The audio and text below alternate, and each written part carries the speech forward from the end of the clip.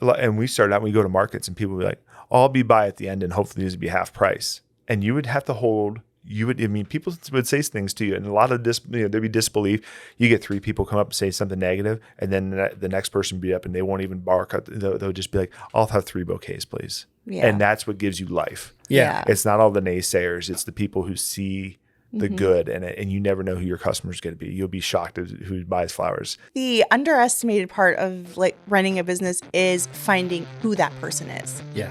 And then like speaking so clearly to them that they're like, I'm like called to come support you in a lot of ways, you know?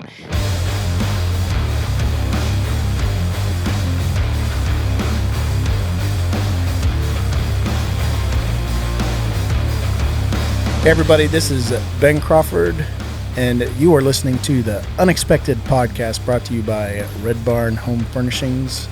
You can find Red Barn Home Furnishings at red_barn_home on Instagram, or Red Barn Furnishings redbarnhomefurnishings.com.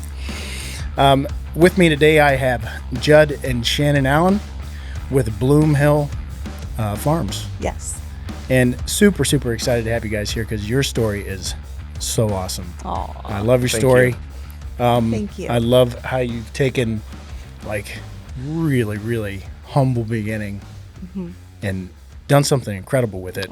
Because same as me, started out part-time trucking industry. Yep. And took it to just a crazy awesome level. So let's just start right off with that. Number one, what exactly tell the listeners what exactly Bloom Hill is? Okay. Do you want me to do it? You can start. Yeah. Okay. So Bloom Hill Farm is a specialty cut flower farm. At our core, we're flowers. But really what we do is we create memories. We allow people to spoil each other and themselves with flowers. And flowers is like such an emotional piece. It's like has memories, and it is just like people like remember their grandma's peonies, and they have like all these feelings around flowers. And I think our main goal is with the farm is that to make flowers really accessible to everybody, because forever it's felt like such a luxury item. Yeah. I'm like air quoting, luxury, because they go to a florist where they only get ranunculus in their wedding bouquets. And that's the only time they're ever going to have ranunculus because it's kind of like a specialty flower. Yeah. So that is like the main goal of the farm. So we do only cuts, no potted stuff generally. We do some bulbs and tubers and that kind of stuff. Okay. But I know Judd's kind of like the growing guy. So you want to talk a little bit about like how many acres and all that? Yeah. Sure. When we started, we were both working other jobs. We just bought our property, and you know how it is when you move. It takes a while to unfold and everything. So we're like, hey, we just had our 3rd kid in 3 years. Let's add some chaos to it, and let's start a flower farm plus working our other jobs. And Shannon was working full-time, and I was working full-time, and I had a part-time job at UPS. Wow. And so we were literally out planting, like harvesting at 10 o'clock at night, early in the morning with baby monitors and everything. So we started out on 1/4 of an acre, and every year we increased. And now we planted 11 acres. So we're now, I think to our knowledge, we're like the 2nd biggest flower farm in the state of Ohio. Mm-hmm. No kidding. Mm-hmm. So, which is, and when you talk agriculture, 11 acres is nothing. Yeah. But for specialty cut flowers, it's actually pretty big. Most of the farms are usually about 1 acre, half an acre, pretty small. So 11 acres is pretty good size. Yeah. And it started out me pretty much doing it. Yeah. And Shannon would come home and make bouquets, and and then we added a part-time employee in year 3. And then we're up to 3 full-timers and 2 part-timers. Plus Shannon and I working full-time, and now we both have quit our full-time jobs. So we're 100% on the farm in year 8 here. So it's very exciting. Year 8. Mm-hmm. Can you believe it? Yeah. I know. Judd and I would like literally pinch ourselves all the time because we can't even believe we had like 0 expectations on when we started. We're like, okay, like we have this little extra acreage. Maybe we'll just try some flowers because we had visited another farm. That's where we kind of got the idea. And we're like, well, we're just going to see whatever we can do. It'll be a trial. And then we're like, okay, we had this like. Everybody was like, Shannon's like, we're starting a flower farm. She says it was so much enthusiasm. And then people are like, oh, do you think you're going to make money doing that? Or is it just for fun? Like, are you going to make money? Yeah. Like, they just didn't believe it was a thing that was possible. Yeah. In fairness to them, how many people have really heard about flower farms? And, it's more popular now than it was. It's getting more popular. Yeah. But, at the same time, most people were first generation. We bought the property before we even thought it was going to be a farm and everything. And it's just, we literally built it from the ground up. From the ground up. Yes. Yeah. Our season typically starts in March. So like March through November is kind of like what I would call our flower growing season. Mm-hmm. And then we do some Christmas stuff, Christmas wreaths, arrangements, that kind of stuff too. And, we do all of for anyone who's listening who's local, Acme Grocery Stores is like kind of a Northeast Ohio grocery chain. There's about 15 or 16 stores. So we do all them. We're like a full service florist. We do weddings and events. We have a big flower subscription with like almost 130 and 100 to 150 members each season. Wow. Yeah, it has really grown. We have our farm stand, which we could talk a little about that, but that's like been this huge monster / blessing. Yeah. And we're kind of like dipping our toes into like the agritourism piece, because what we're finding is, and we got this, is so funny, when we first got started, it was like, we were so nervous to have people on the farm because there was like more weeds than we would like. We started out being like, hey, you want to see what we can do? And then this one lady came and we were having it was a rough day. And she came up there and all she did, everybody would kind of buy flowers and check out the field. And she started pulling weeds. She's like, you need to take, it was like, you need to pull some more of these weeds. And we were up to our eyeballs and just like getting things. We were just happy anything was growing. And, so after that, we were like, I think we're going to limit people in the field for a little bit here. Yeah. So yeah. Made us a little self-conscious, So we're kind of dipping our toe into that piece too. So in the agritourism piece, because people are wanting to experience flowers. And we're kind of like semi-rural where we are. Like we're in a little rural slice, but you can still go to Target, 15 minutes away. We're not like rural. So we're surrounded by allotments at this point, and and as time goes on, people are going to have less farm experiences. Absolutely.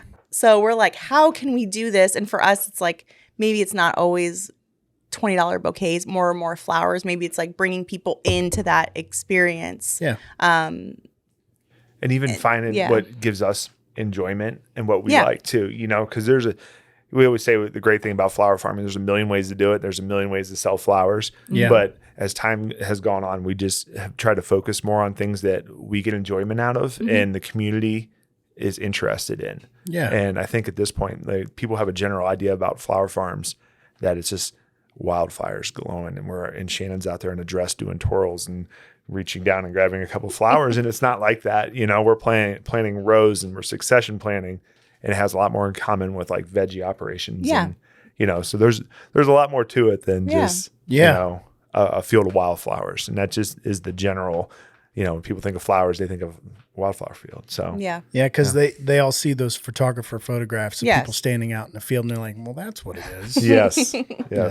And it is beautiful. I mean, what we do is so visual. So like, you do a really good job at this too, Ben, but like social media is like such a huge part of what we do, because we are in such a visual business, and we're in a time when people are craving connection and they want to connect with you, which is hard because for us, it's like a blurry line, especially since we have people, our farm is at our house. So that's a blurry line that has to have some boundaries.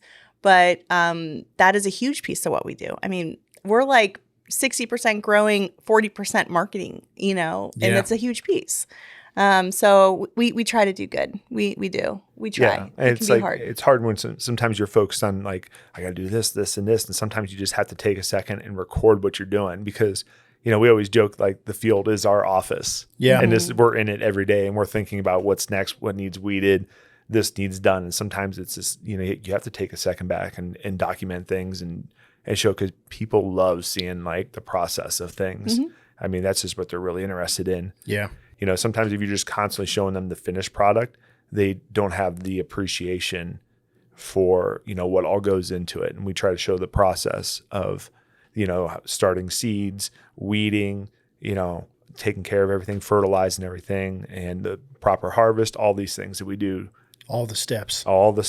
Yeah, because that is important. Because I believe that too, that it's important to show the process. Because if you're always showing that finished product, people really think it's easy what you're doing. Oh, yeah. And it was like the photography buzz a few years ago where everybody was going to be a photographer. Yeah. And then they realized it's really difficult. Yeah. And that's you want to inspire people who want to be who are into that and who can be inspired to do that eventually, you know, what you're doing or have their own business idea. But you also don't want to show that it's so easy that when they come up against their first challenge, which there's going to be a lot of challenges, Yes. that they give up. You know, they're like, wait a second. Yeah. Judd and Shannon made this look really, really easy. I'm super pissed at them right now because this is way more difficult. Yeah. You know? But, and that's part of showing that process. I'm sure, especially in the springtime here in Ohio, a lot of part of your process is protecting your plants from frost and things like that. And that's something a lot of people may not think about. Yeah.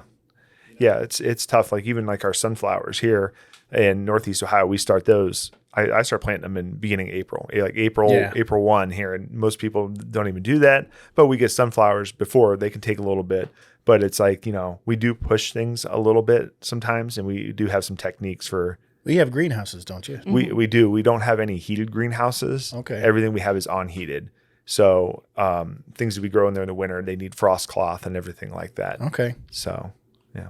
That's cool. Yeah. That's cool. And that for me, I find it particularly interesting because I grew up on a farm and we always had a large vegetable garden and my parents are obsessed with zinnias. Are they? Yeah.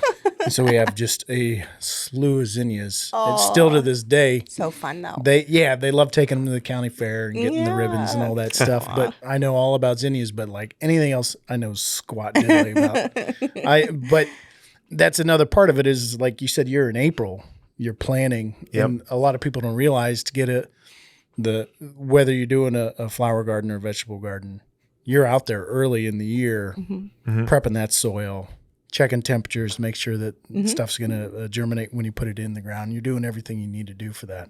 Oh yeah, we're pretty much planning all year long, like in some way, shape, or form. You know, like even in January, we're talking about our unheated tunnels. We're planting out ranunculus. Yeah, and that's a spring crop, and we're out there in the tunnels when it's snowing sometimes, and we're planting these things in there. And then even February, we're starting seeds in greenhouses, and you know, it's a constant. It's not like, you know, you're plowing up a field, planting a crop, and then you're done with it. It's like every week, like our sunflowers, we're doing 8,000 to 10,000 every week. Wow. So, you know, it's a very, it's a constant thing. It's just like this ball that just keeps moving. Yeah. It never stops moving, you know? Never stops moving. Well, and that's something that I've seen from other small business owners that are doing similar things, not necessarily flowers, but they're living their dream, so to speak. And it's a nonstop, always going.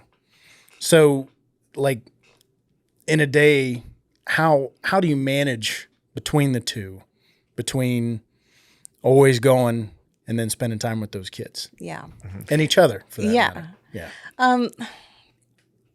I think it's a balance. We are more balanced now than we have ever been. An evolution of balance. Yeah. So, you know, like when you start out and you've got your jobs. Yeah. And really at that point, business, you have your jobs, your kids, your jobs, and then the business is like third. As much as you want it to be second, it almost never is. But we've finally gotten to that point now where we can spend every day together, and it's not constant like in turmoil almost, like what do we need to get done? Fires up. Oh, like, you know, it's like because we're like coming home, we eat dinner with the kids, we're dragging. We have some pictures. We have some pictures like putting all the kids in a red wagon and we're dragging them down the flower rows, cutting flowers. And I mean, there were so many moments when we're like, what are we doing? Yeah. You know? Yeah. But it's like you get these like, and I'm sure you have moments like this, Ben, but you get these like little nods from the universe that say, you're doing the right thing. Yeah. And you get people telling you like how much of a difference the flowers made and their moments and all that. And it's like, okay, so we're doing the right thing. We're going to keep going. This is good. And we've always been like of the thought that it's good for our kids to see us working. Mm-hmm. Yes. Not working ourselves into the ground, because that there's a big difference there. Because I mean, eventually, which no pressure on our children, but we would like them to eventually want to be involved in the business, but we're not trying to like. So for us, we really try to make a priority to not talk the drag parts of the business in front of them, because we don't want them to think like, oh, I would never want to work this hard, all that, you know. Yeah. So it's like an acknowledgement of, the hard work equals, success, and it can be a successful thing, but it, like Shannon says, we're not like miring sometimes and woe is me and talking about like that stuff. We generally try not to do that. Just, we acknowledge that things aren't perfect, but we don't really dwell on that, if that makes sense. That makes sense. Mm-hmm. Yeah. Makes sense. You got to move past it so you can keep moving forward. Mm-hmm. Yeah. Nothing is ever perfect, and you just have to deal with that. But like Shannon was saying, starting out, and it's like our customers is kind of what gave us life, that people were interested in what we were doing. When we first started out, we were posting on Facebook and maybe 5 people were liking it. Yeah. And we had our one kid in a pack and play. We just corralled our kids in an area, and we put up a canopy in our driveway, and we're like, flower stand. We put a sign at the end of the driveway, just praying anybody stopped. And it got really cool when like somebody you didn't know was stopping. Yeah, that wasn't our family to come and be like, our family would come, but they'd more be like, what the heck? So our first year, we were just planting seeds when we could. Yes. Yeah. So this local market, it's a bigger market. Mm-hmm. You want to talk about 720? Yeah. Yeah. So they like reached out to us, and they're like, we'd love to have you at market. We'd like to have a flower vendor there. We would love to have you.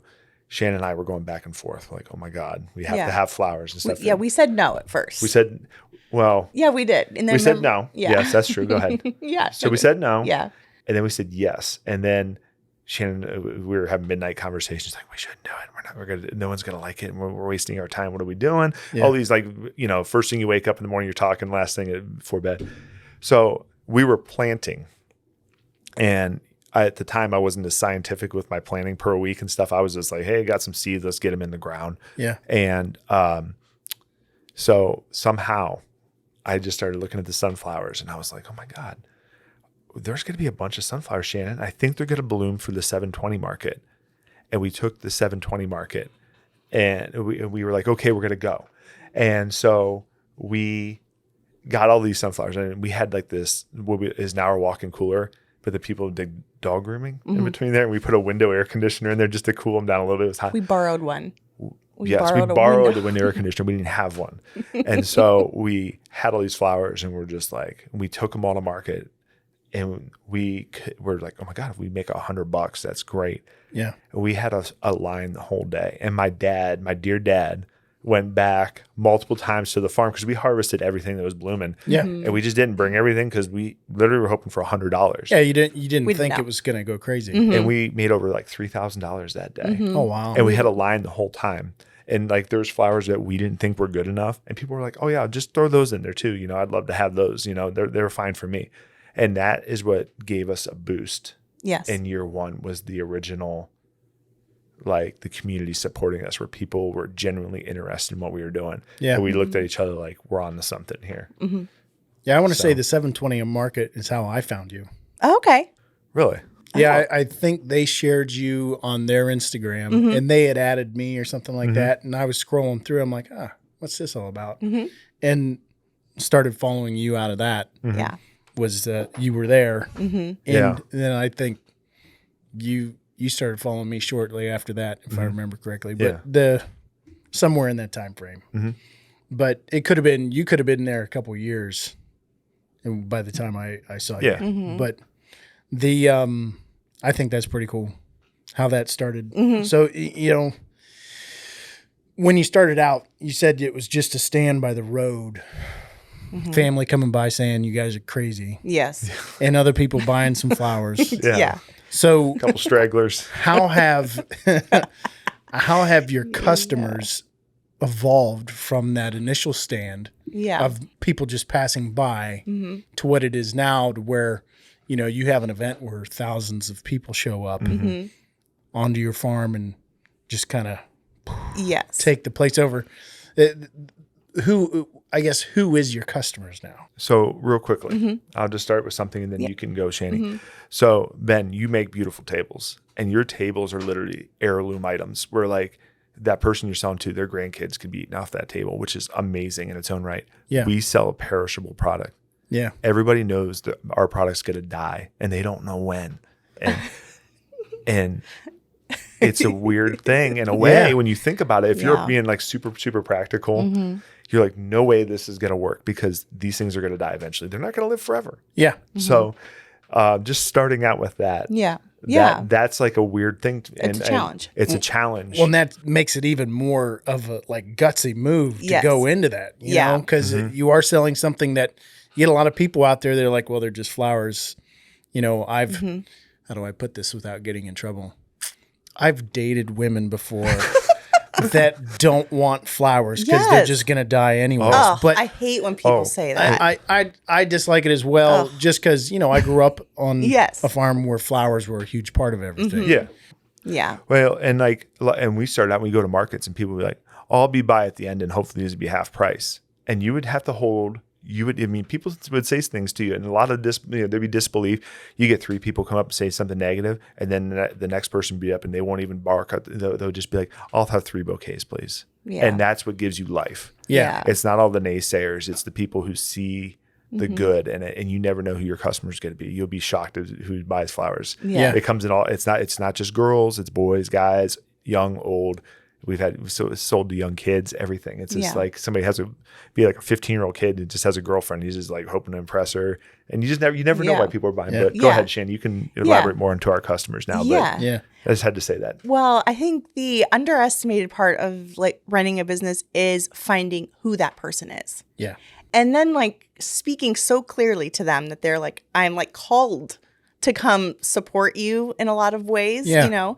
So when we first got started, we were like under the canopy. And then the next year, and really as a business, you're like constantly evolving, pivoting, trying to figure out what works for you. We were struggling at the local farmers market. We were taking Saturday mornings off, paying someone to watch our kids, which we hated. Yeah. After working our regular jobs all week. So we're like this, and we weren't making that much money. So we saw a need for people to come to our home. Well, like, how do we make that more desirable for people to come here? Yeah. So then we built like our flower stand, which honestly with flower stands, there are a lot of flower stands out there. Ours is incredibly simple. You know, it was super simple to put up, but it gave, and it's down at the end of our road, which is nice because it created this little boundary, because I do think people felt uncomfortable coming all the way up like in front of our garage door almost. Yeah.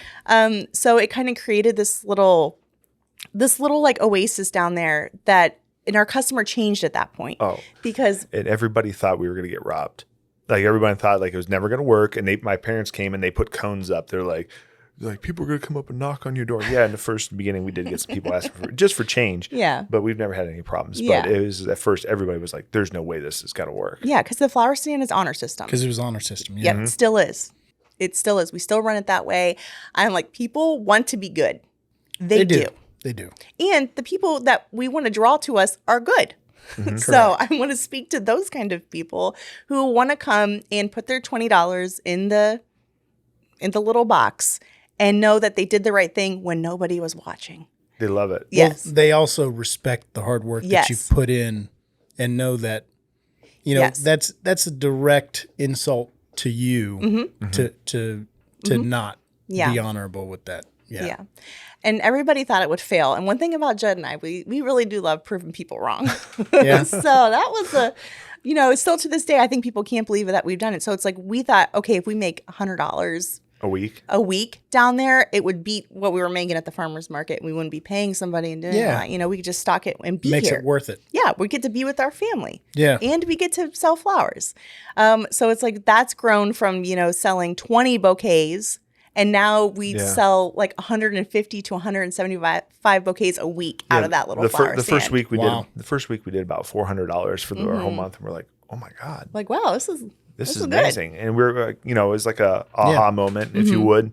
And like I said, it's just like trying things, being willing to try things. Yeah. We always say we're just ignorant enough to try. Yeah. We didn't have somebody before us telling like, this is the way you have to do it. Yeah. We didn't come from people with farming backgrounds. We were just like, we're just willing to, we're ignorant enough to try. Yeah.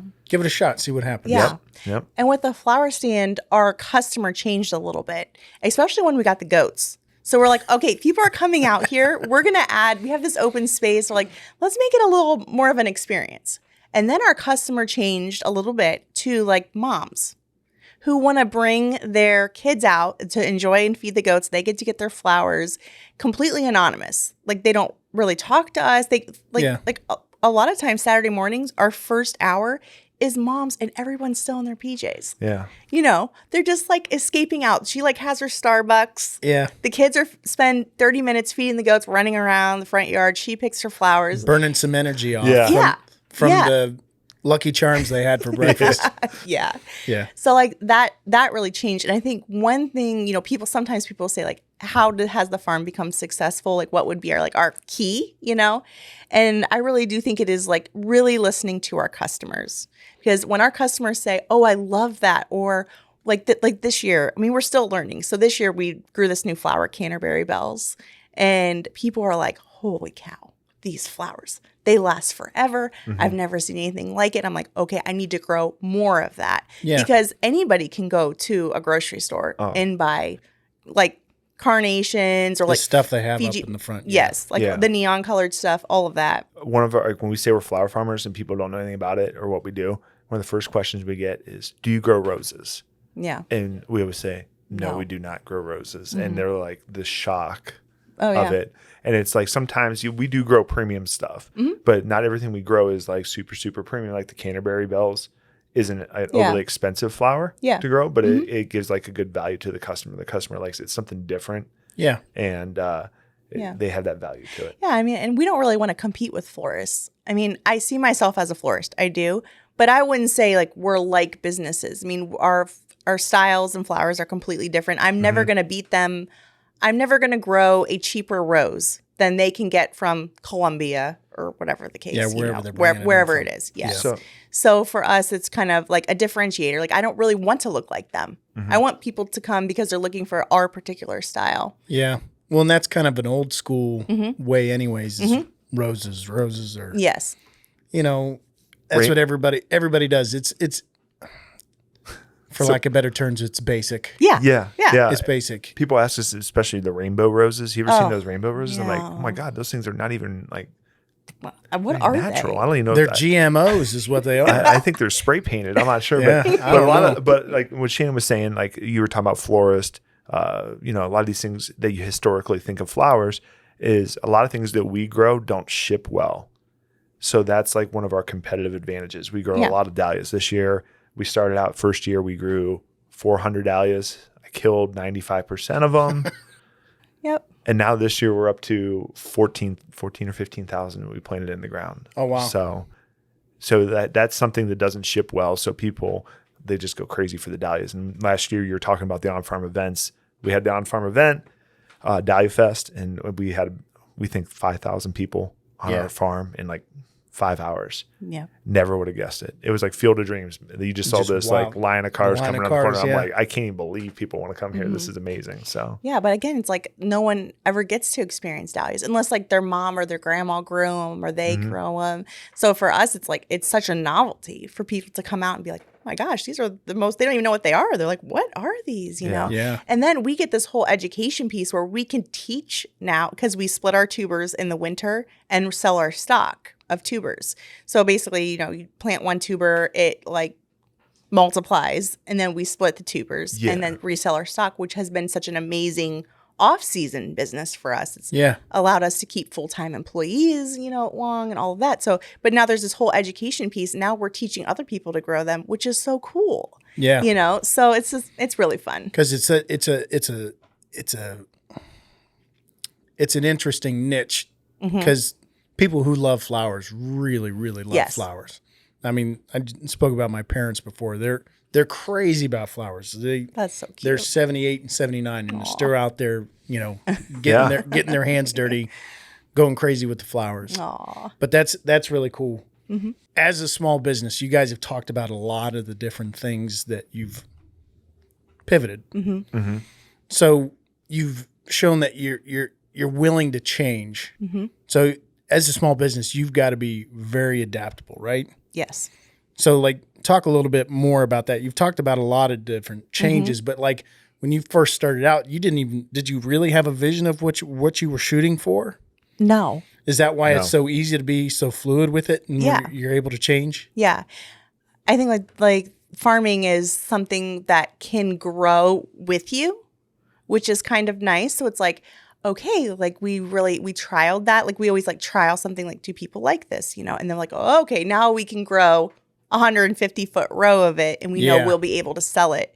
So it's like, for me, it's pivoting. For us, pivoting has always been like, people, or what are the other sales outlets that I can do? So like even this year, now we're doing some Cleveland and Akron event florists. Oh, wow. So for us, they need quantity and we're at the point where we can do that. So that's like another little niche. Yeah. So for us, the pivoting has been, how can we sell more flowers, earn more income, and not necessarily have to grow more flowers all the time? So it's like, how do we get more of a premium price, or how do we get in front of people, or maybe we give them the agritourism experience, which for us is incredibly profitable. We're not picking them. People are connecting with the farm. So when they think about flowers, they think of us. That's our goal. Like when they're thinking about, because not everyone buys flowers all the time. But when they want to give an anniversary gift, they're going to think of us, you know? So that's kind of nice. I would say our goal at this point, to answer your question, no, we never thought it would be like this. No. Not that we didn't think it would be successful, but I never thought we'd be at the scale we are right now. Yeah. I think initially we started out a lot of customer direct, but like as Shannon said, we grew more. And then all of a sudden it's like, well, for instance, coronavirus, when the world pretty much shut down. Yeah. Now, we continued to thrive. Now, people were dying to get outside the house to come here. But, it kind of I guess you could say it kind of brought to light the fact that you have to have different outlets just in case one outlet might not. So even though we didn't suffer from that, it's still we saw what was going on with other businesses and we're like, okay, we have to be light on our feet, so to speak, and able to pivot possibly and just not rely on, one source of income, so to speak. So we were like, okay, we're doing customer direct. And then we also have to do florists. And then we added grocery stores. Mm-hmm. And we're even starting to ship flowers now. Okay. Throughout the country. So Shannon is... That's a whole new monster. Oh my gosh. And it's just again, we're 100% self-taught and we have some good farmer friends and people like that. And Shannon, we just started knocking on doors, emailing people, messaging people, making phone calls and figuring out how can we make this work? So, nobody just tells it's not this super easy thing to figure out, but you figure it out. Yeah. And it's people think there's just an easy button on all of this. I think that's the biggest annoyance these days, is that people just think that everything that we do is easy. Oh, that must be so easy, oh, it must be so wonderful with all the flowers. I'm like, I want to say, there's been so much learning. I mean, every mistake, oh, it'd be so wonderful to grow those flowers. I'm like, hey, or I always kill this. I'm like, we kill a lot of things too. Yeah. And that's part of it. Yeah. And every time that Judd and I fail at something, we don't really share that part, but we do a lot. We do. And shipping was a trial and error, and you have to figure that stuff out. You order other people's flowers that are shipping in, and you learn and you grow. And sometimes you have to be so gritty, and I think that's something that's really propelled Judd and I forward. I would letting that definitely go. describe us as very gritty. Yeah. And just having that stick with it and not giving up. Because I was talking about at the market, you can have 3-4 people come and look at you oh, my husband, he gets me bouquets and he picks them out of the ditch and they're not, it's exactly like this. I'm like, lady, I need to know what ditch your husband's going to, because I know how hard it is to grow these flowers. I'm going to go raid that ditch. 100%. What ditch are you at? Just give me a road, an address, tell me. I'm going to hit it up. But no, it's you can't. I think as a small business, sometimes you can't be somebody who listens to all the negativity. You have to have a vision you have to have this self-belief and just like believe in what you're doing and believe in the value that you're bringing to the world. Yeah. And I guess you could say that for me and Shannon, that we focus on that. We'll see people, and it's at markets. I love going to markets because you literally get to see the eyes of your customer. You get to see the facial. Now you get to see the good, but you'll see some people and you're like, that is our customer coming here. And it'll be a girl or something like that. She's walking by and she's just like glazed over at the flowers, not even looking at them. And then the next person who comes and they're like goo eyed over it. Yeah. And they're like, I'll take 3. And it's just like, you just have to put yourself out there. And I always say, like, if you're putting good out there and positivity out there and you're putting your heart and soul in your product, I truly feel like the right customers are going to find you. Yeah. You got to keep putting good out there and good will find you as well. Well, and that's part of on the social media. You're selling yourself. You're selling who you are, and you hope you're attracting like-minded people who can appreciate what you're doing, the art that you're doing, because growing flowers and creating bouquets is an art form. It is. And like you said, you've killed flowers. Oh yeah. You've smoked stuff. It's part of groundhogs. Yeah. Oh, deer.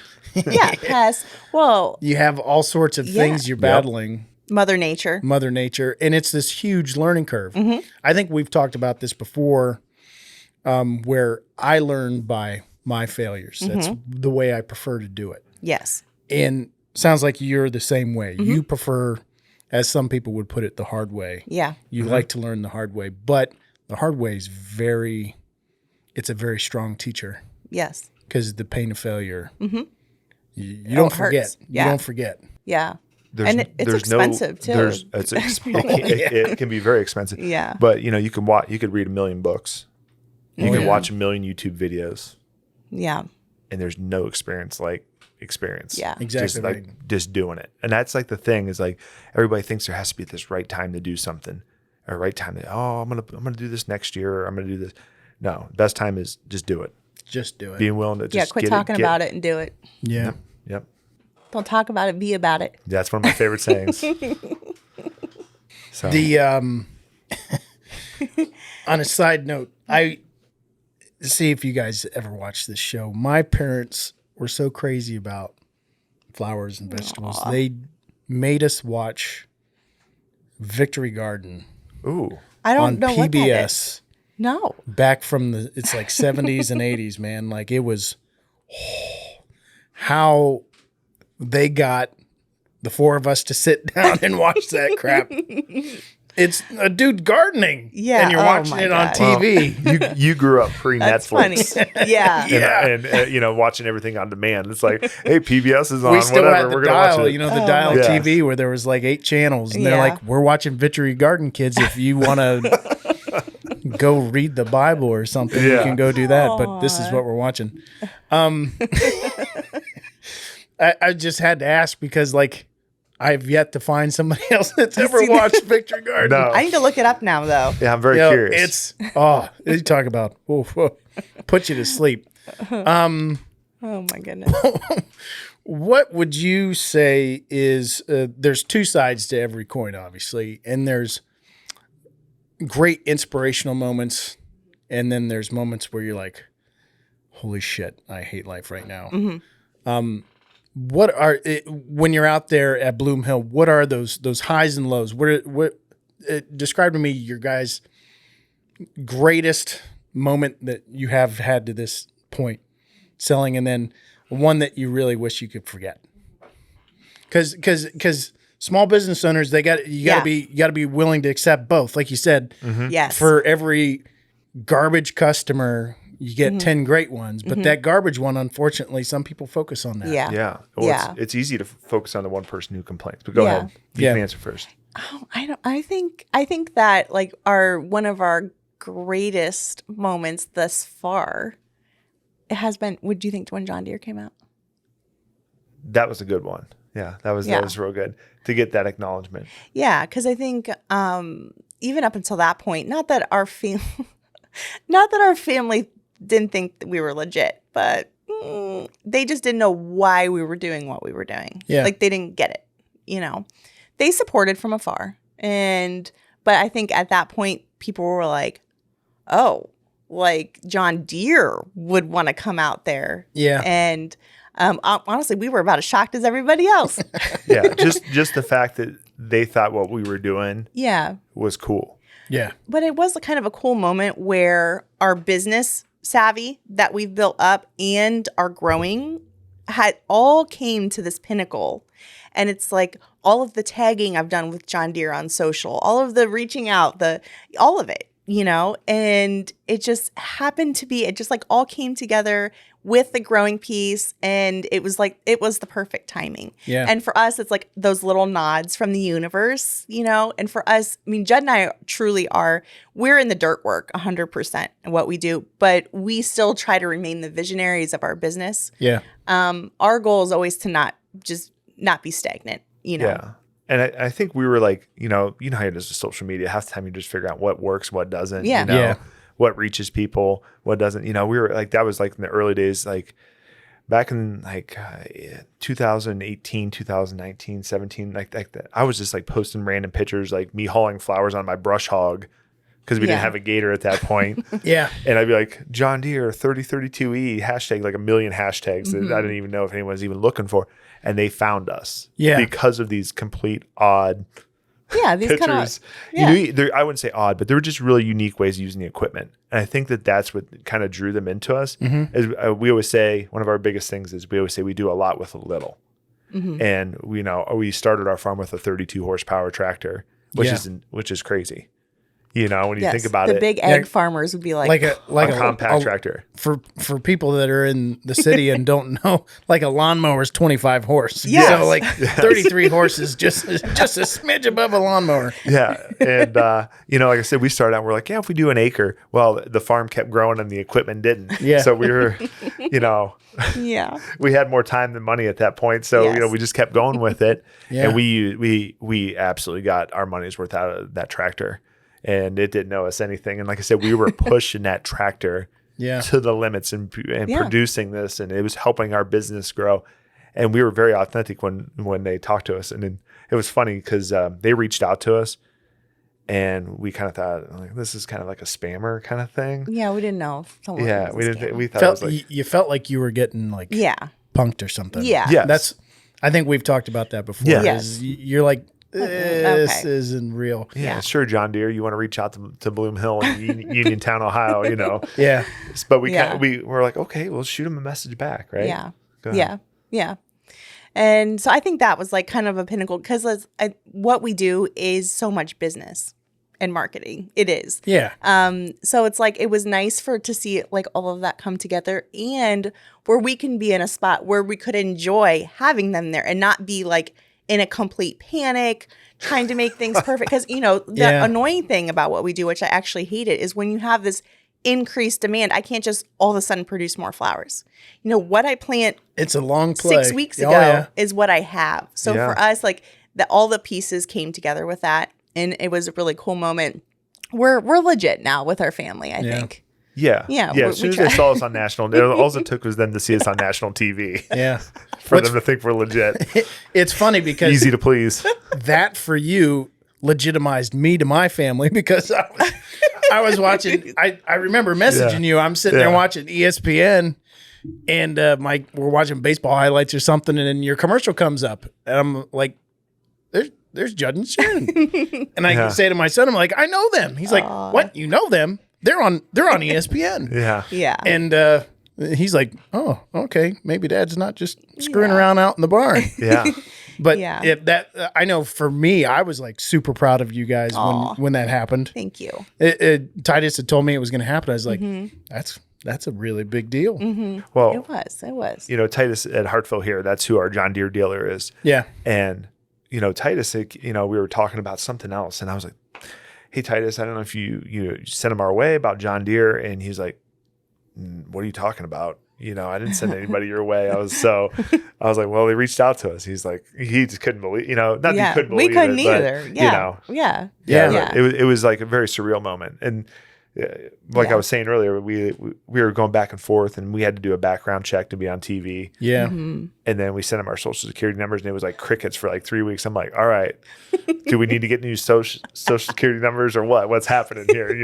Did we just crap the bed? Yeah. Well, Check you our just did a credit second scores. commercial with them, didn't you? No. No? They No. just keep using this different old pieces footage. of footage and Oh, creating okay. new content and stuff. It's fun. It's unreal the amount of stuff that they use it for.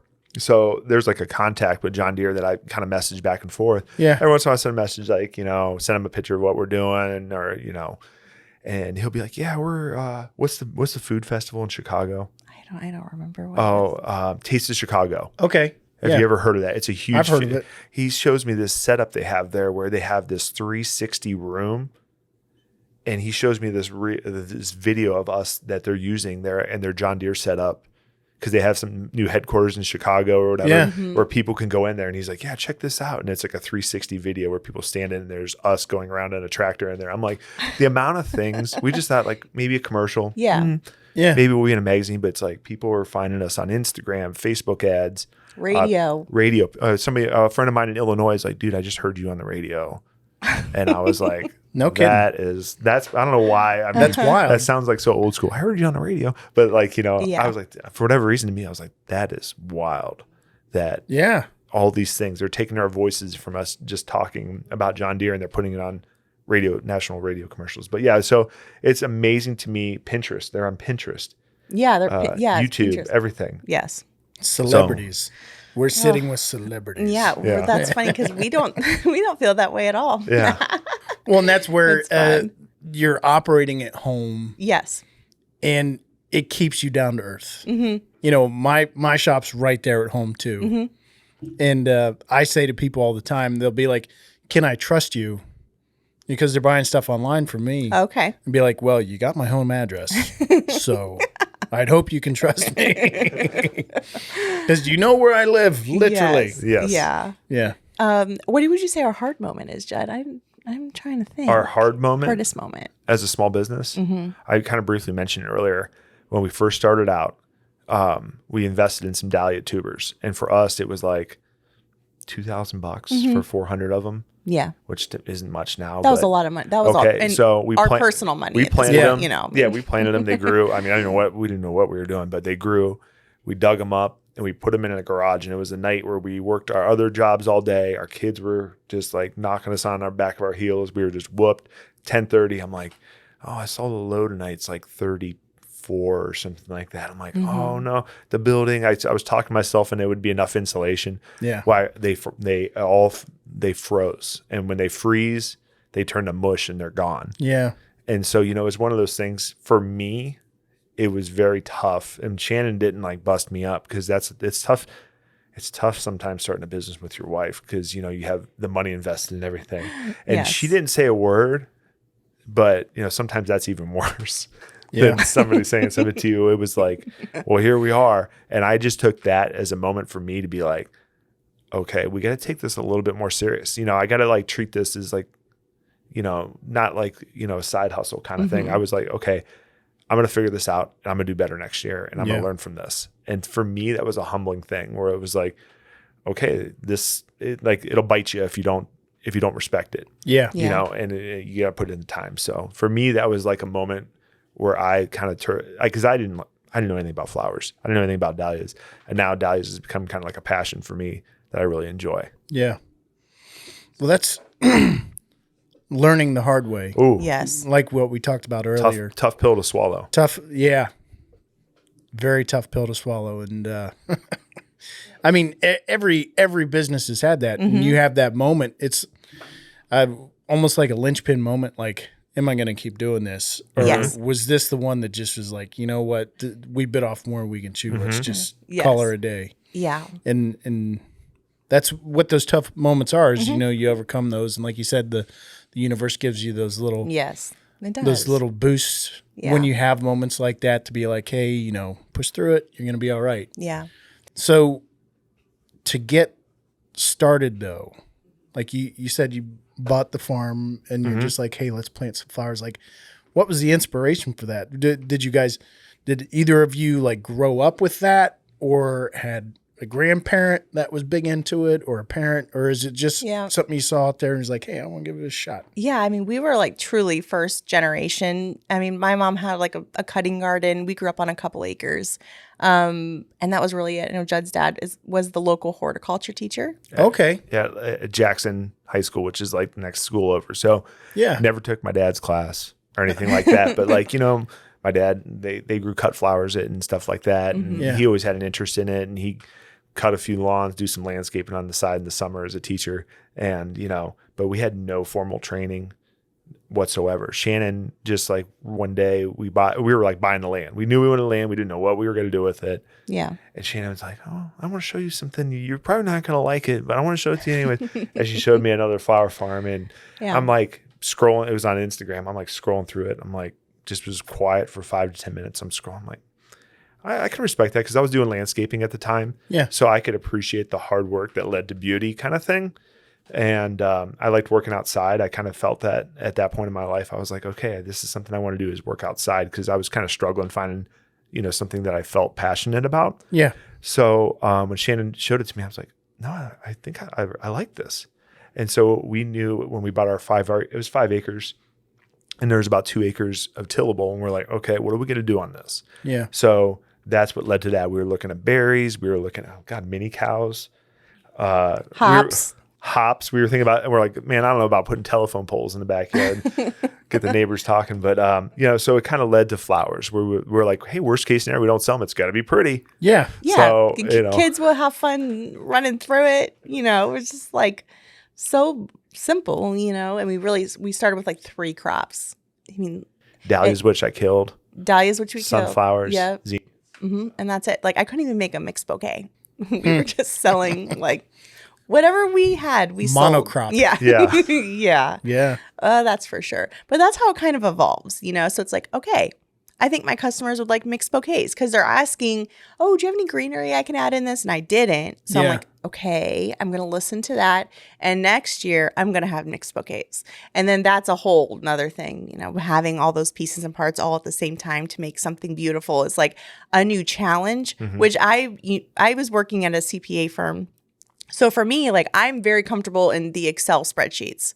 But it's that, so I would, figure out how many days to mature for each flower, when we're going to plant them, all of that. And so that was like a puzzle piece that I really enjoyed. Yeah. Like I loved that piece. And then I realized that I'm dealing with Mother Nature. And when the Excel spreadsheet says it's going to bloom, like that's always not when it blooms. There's a lot of variables if it says happen. 45 days, it's not guaranteed 45 days. Yeah.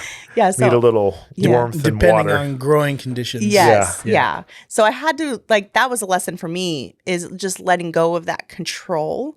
Because I wanted it to be exact. I mean, I wanted to know, and part of our business is projecting what we're going to have and when we're going to have it. That's a huge piece. Yeah. So I think we really embrace that side of it is like note record keeping, figuring out, really looking at the data about what's selling, what's profitable. That's kind of what early on, like I brought to the table with us and arranging and figuring out the money side of what we do so that it can be profitable because it's a lot of hard work to not make any money. Yeah. I mean, it's a lot. There's better ways to spend your money. Yeah. There are. 100%. Your time and money. There are. Yeah. And I didn't want that for us at all, so. So that's going to play in a lot when you made the jump. Mm-hmm. Let's talk about that. You're talking about profitability, and I know that's everybody's, big question when they're starting a business, whatever. It always is a big question every year. Profitability. It is for not just small businesses but big businesses, but I think small businesses more. But like you've said, when you started out, you were both working full-time jobs and then some. And now you're full-time on the farm. What was that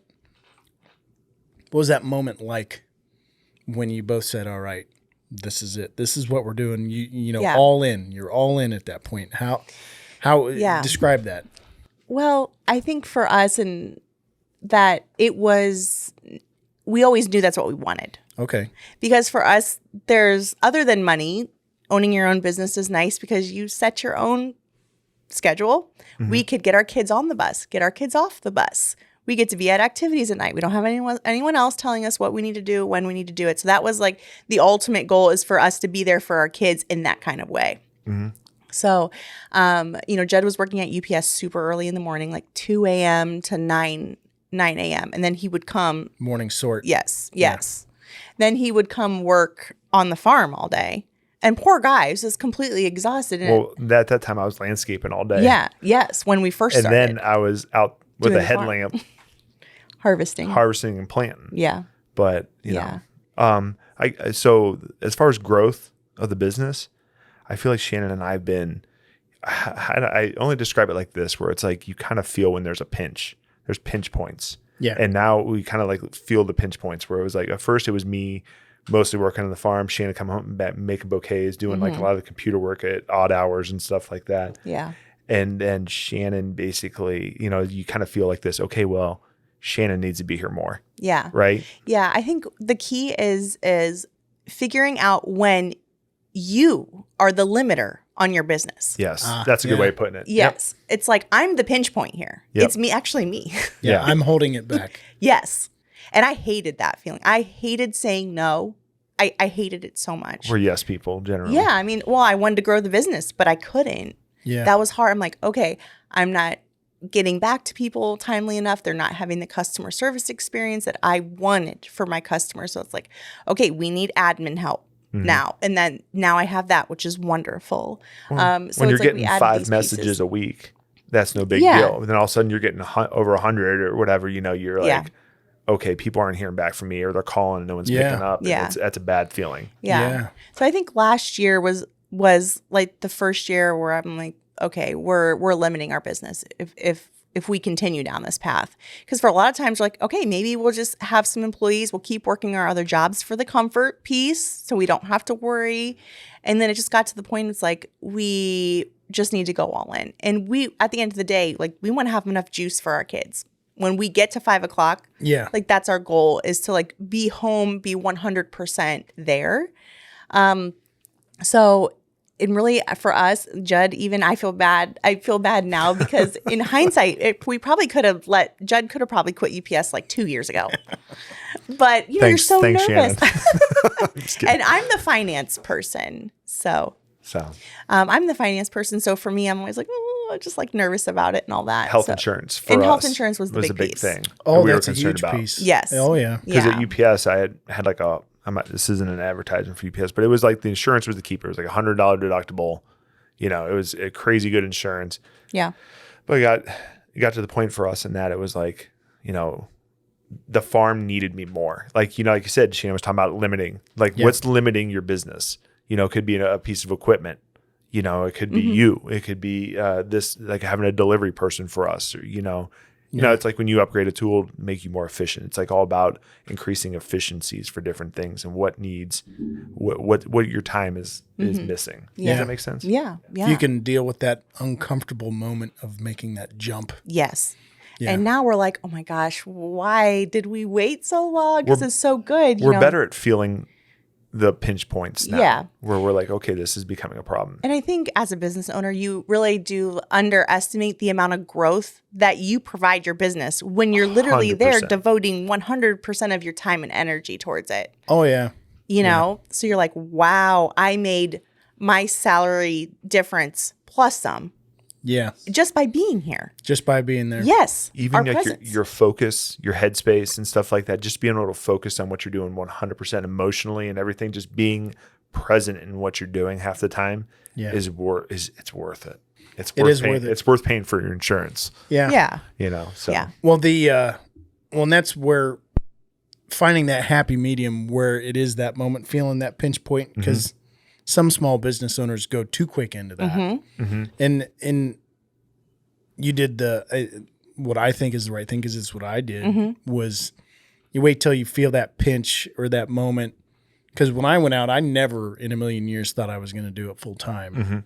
And then I got to a point where I was so backed up on orders. I'm like, well, I'm kind of sick of working midnights at FedEx. Yeah. Yeah. And I've got enough business to make it work, so I'm gonna go for it, and I'm gonna bet on myself. I'm gonna bet on myself, And if I don't make it, it's because of me, not because of me not giving everything. Yeah. And if I'm holding back, if I failed from holding back, I'm going to regret that. Yes. Yep. Yeah. But we have people have heard it so far. Judd, you were at UPS. Mm-hmm. I was at FedEx. Yes. There's an elephant in the room.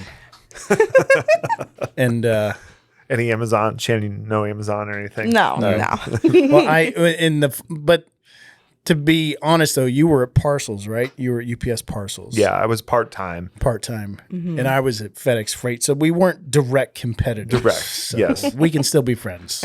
Yeah. But I actually did work for UPS for a year. Oh, Yeah. you did? UPS Freight. Yeah, the heavy freight. Oh. Which they no longer exist. They got sold. Yeah, they did. I'm not going to pitch them too much because I'm not a fan of them. But when you guys were setting up your shipping, who did you go with to do your shipping? Is it FedEx or UPS or is it somebody else? That's interesting. Well, essentially, I thought no one would pay for shipping because it would be so expensive because everything has to be next day early, basically, for flowers. But it turns out there's a California flower. What? Well, so first thing we did was like, okay, how much is the next day flowers? Shannon figured it out, waited, did all that, and it was like $50 or $75. And then we're seeing other people are doing it. It's like 20, 25, and we're like, how's that possible? How the heck are they doing that? So that led to this. Sorry, Shannon, I didn't mean to interrupt you. I apologize. So in California, there's a flower growing like co-op, I guess I would call it. Yeah. And a lot of the farms pitch in a membership fee, and they hold over like $4 million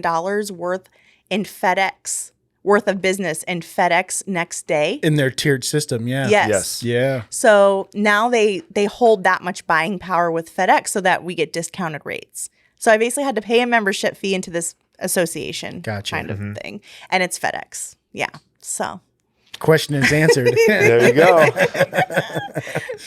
I didn't have that kind of pull that I could get that price by myself at UPS. Don't feel bad. I mean, I was at FedEx Freight for many, many, many years, 18 years, and I don't use them.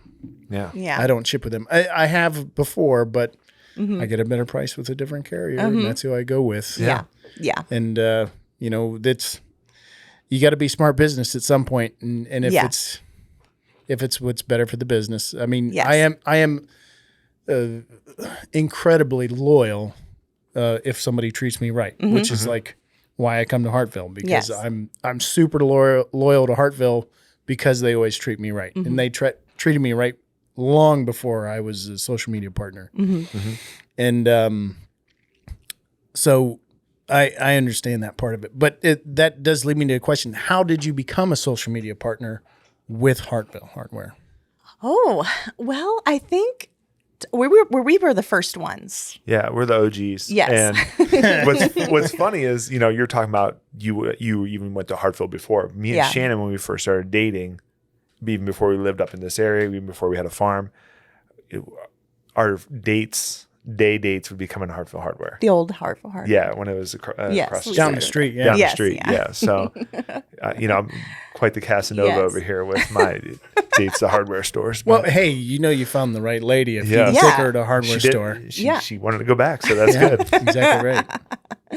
Yeah, so I mean, it's funny because Judd and I really don't do anything that doesn't feel natural to us in any way, shape, or form. Yeah, we don't care about what anybody else says. Not at all.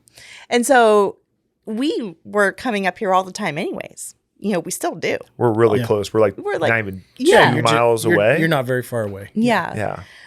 So I think Titus reached out and said, oh, hey, like we just wanted to get together and meet and talk about it. And we're like, oh my gosh. Yeah, Can you we're believe literally this? we're literally here Again, 4 to 5 times a yes, week. Nods from the universe. Yeah. Yeah. You know, even like our property now, we used to drive down Hoover Avenue and be like, oh, wouldn't it be so good if we could one day live on the street? It's such a beautiful street. You know, Yeah. you would Yeah. say stuff like that. And then that came true. So it's like little things that, you know, we're not overly brand loyal to too many businesses, but this was Hartford Hardware was always somewhere we came, you know, we home projects, everything. You know, in our early stages of owning a home, we were doing, you know, a lot of home projects because you get a fixer-upper and you do those things. Oh, yeah. So, and then really from there, we were kind of the first ones.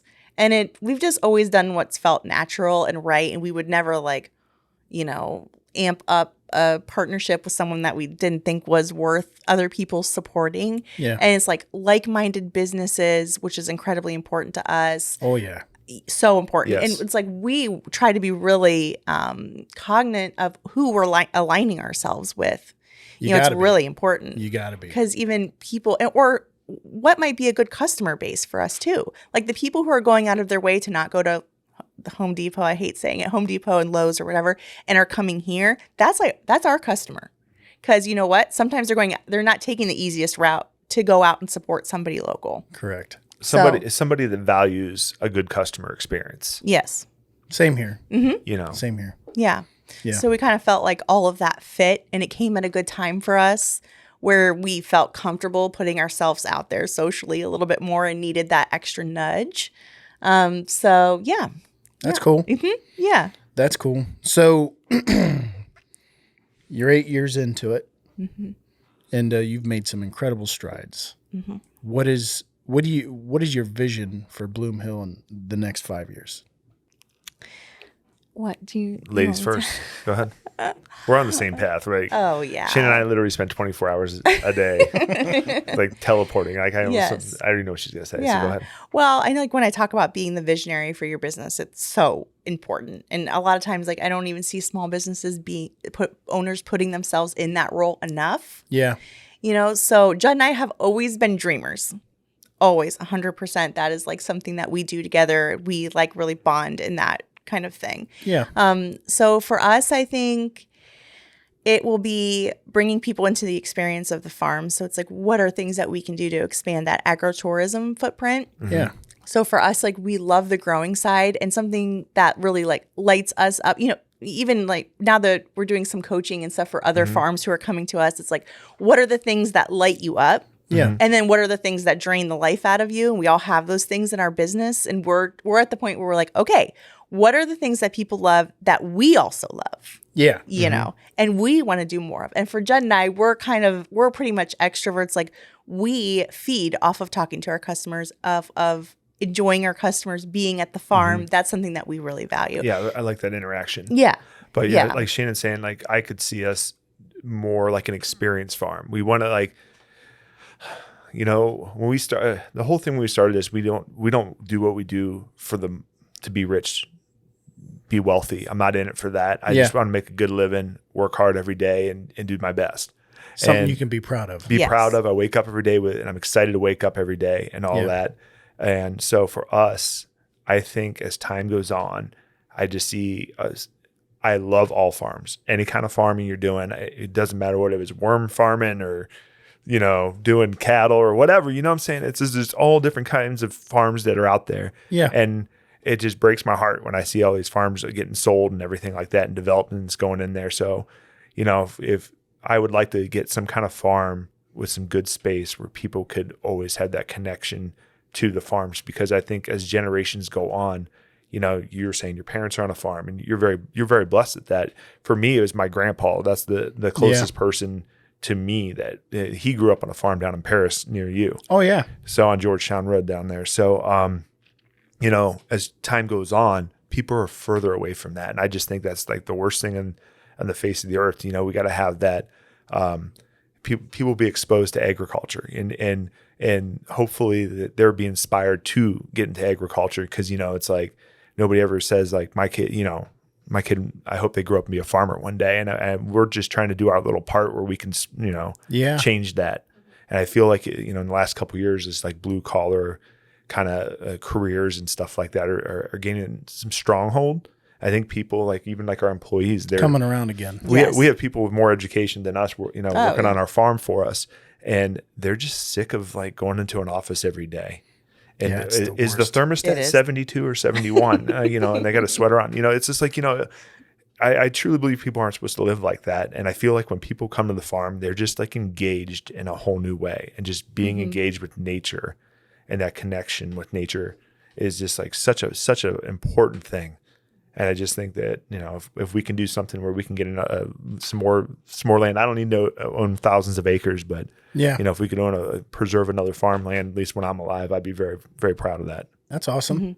That's awesome. Because to touch on you said a lot of great stuff there, but like there's so many people that their only idea of what a farm is what they've seen on television or on an ad, or just they don't even know. Like, I've lived in a lot of different places. I've moved around a lot, and there's neighborhoods out there where they don't even have grass. Yeah. Like I was in Detroit last week delivering, wonderful couple, and they had a yard about the size of this office. Oh my gosh. And for people in that setting to be able to come out and see responsible agriculture, that's the opposite of what so many people are being seen, because like there's this huge, like, it's the most ridiculous thing. There's this movement against agriculture and farmers because they've been convinced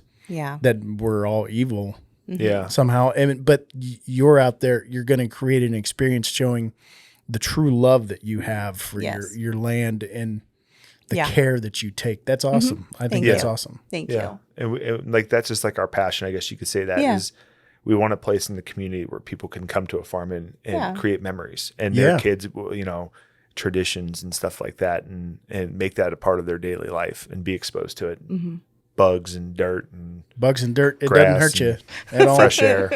Yeah, because the reward you get by working with your hands. Like you said, people in the office. I at FedEx, I was in an office. I was a manager. I was in an office. I was miserable. I hated it. I was great at my job, but I hated what I did because at the end of the day, there was nothing there. And you're like pushing it every day. You're pushing yourself.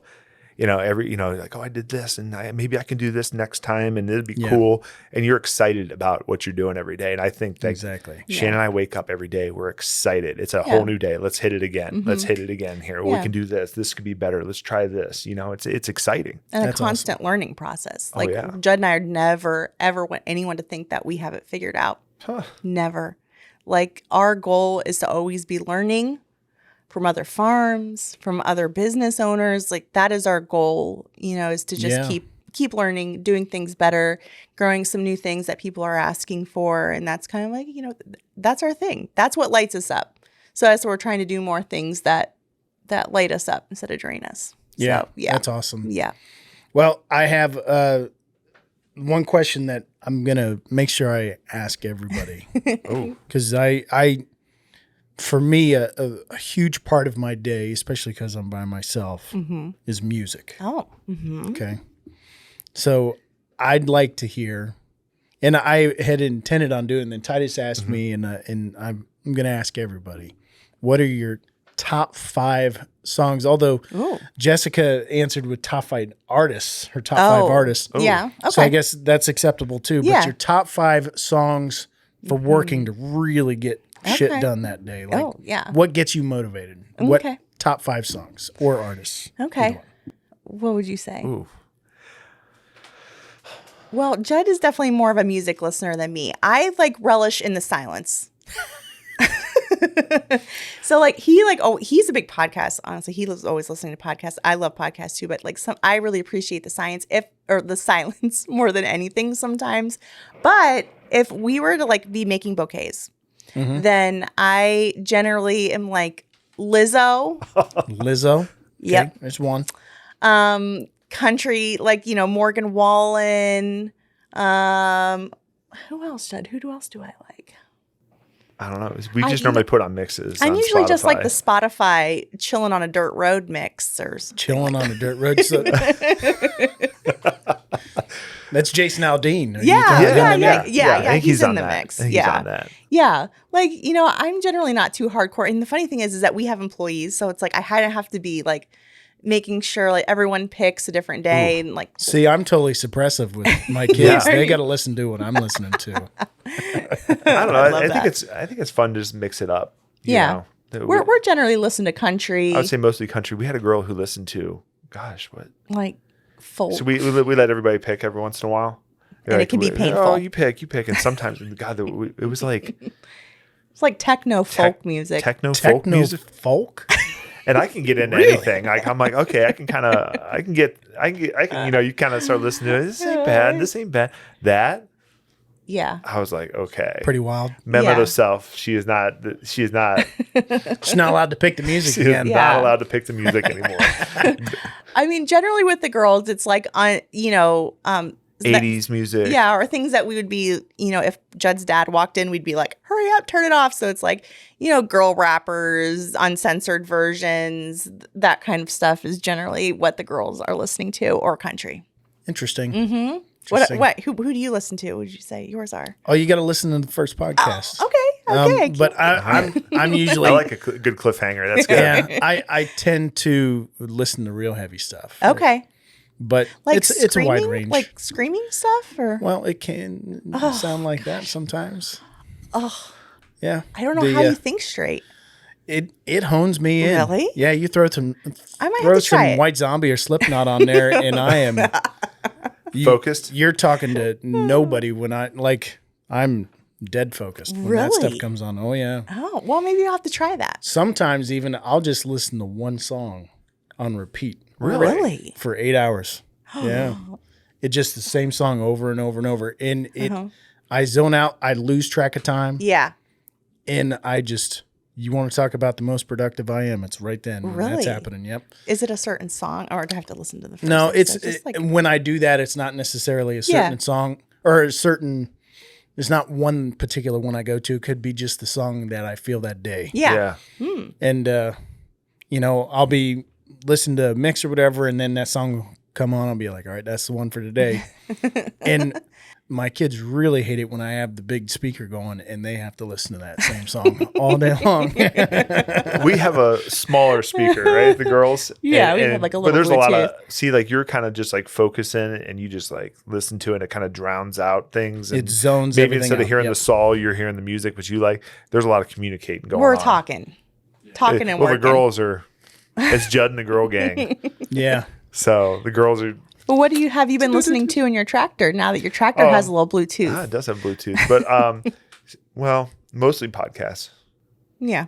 So there you go. So that's funny because I don't listen to any podcasts. Really? Zip.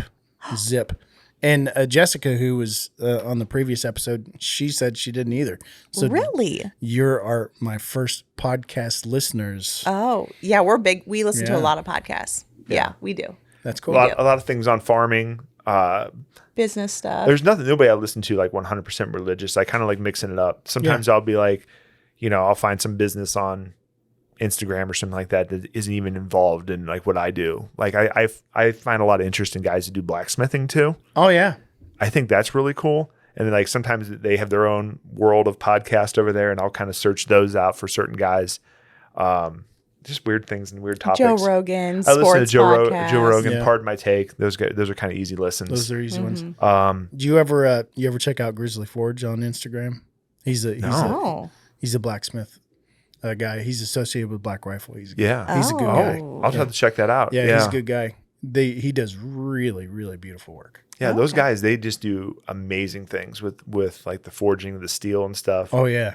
And I just think that it's like so creative and cool. Yeah. I just think that it's cool that like, hey, I need a hammer. I'm just going to forge my own hammer. Yeah. Like there's something amazing about that. Just building your own tools. It's like nobody does that anymore. Yeah. It's super cool. I need a knife. I'm just going to go make one today and got it forever. Give it to my grandkids. It's pretty cool. Yeah. Yeah. That's awesome. Yeah. You need to check Lucas O'Hara is his name, but Grizzly Forge. Check him out. Okay. The stuff he does is super gnarly. Yeah. Okay. Yeah, really cool. For the people out there listening, that want to find you, Mm-hmm.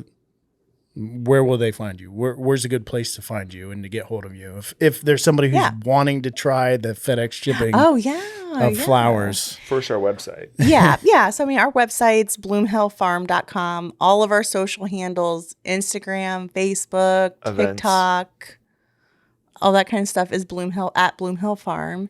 On our website, we have a visit us page. So for anyone in the area, you can check out and see, what our dates that we're opening the farm to the public are. Come out and visit us and pick a mason jar. We're shipping, during our entire season. So if anyone wants to order flowers, all that's on our website. All the info and how to order and all that kind of good stuff. Yeah, we got merch on the website also. Yep. And like I said, like on-farm events. We're a working farm. We're not open 24 hours a day. Yeah. Occasionally we get people driving. Yeah, you told me that down the hill. People's got in trouble with the wife that night, and they're coming out knocking on the like, door. I need flowers now. Yes. Yeah. You wouldn't think so, but it's we have quite a few people just all of a sudden show up in our field. But anyways, so bloomhillfarm.com and then Instagram, Facebook. And that's it, right? Yeah. We have TikTok. TikTok is, while it's still there. I know. Yeah. I mean, I love consuming TikTok. Like, that is actually one of my favorite social media platforms to consume. So I'm trying to do better. But for now, my Facebook and Instagram is the main. Is not a TikToker. Oh, you're no TikTok. Yeah, I'm not on TikTok. Oh. No, I'm just on Instagram and YouTube, right? YouTube, yeah. I saw you on Yes. YouTube channel. That's sweet. Yes, that is very cool. That's actually on one of our goal lists is to eventually put more get content on YouTube. Well, my YouTube it's anemic. There's barely anything there. Hey, Well, everyone has to start somewhere. got to start somewhere. Yeah, it's so much work to do a YouTube video. Yes. That's where I love Instagram because it's just it's plug and play. Yes. It's easy. Yeah. But really want to thank you guys for coming out today. Thank you for having Absolutely. us. Love talking to you. So much fun. We could I Likewise. guarantee you we could sit here for 3 or 4 hours and just talk. Yeah. But really, thank you so much for coming out and telling everybody how you got started, where you're at, where you're going. It's Thank you. super exciting. Hopefully, somebody is inspired by your story Yes. and get another member of the fraternity that is flower growing and Flower gardening. growing, even small business, just Small Yes. business. Yeah. just do it. Go Yeah. if you're thinking about it. There's no perfect time to start. It's like planting a tree. What do they say, Ben? Best time is 20 years ago. Next best time is today. Yeah, exactly right. Well, and similar to starting a family, everybody's like, Yes. we're going to wait to have kids Yeah. until we're ready. You just need to do it because you're You're never never going to ready. be perfectly ready. You just do it. So Aw. I thank you so much for coming out. Thank you. So awesome. For everybody listening, once again, Judd and Shannon, bloomhillfarm.com, Bloomhill on Instagram, Yes. TikTok, Facebook. And then also want to thank the sponsor, which would be me, Red Barn Home Furnishings. Really hope everybody checks out all of us on the socials. And thanks for being here, and thanks for listening to the listeners. And hopefully we'll hear you on the next episode in a month. Awesome. All right. All right. Thanks for having Thank us. you.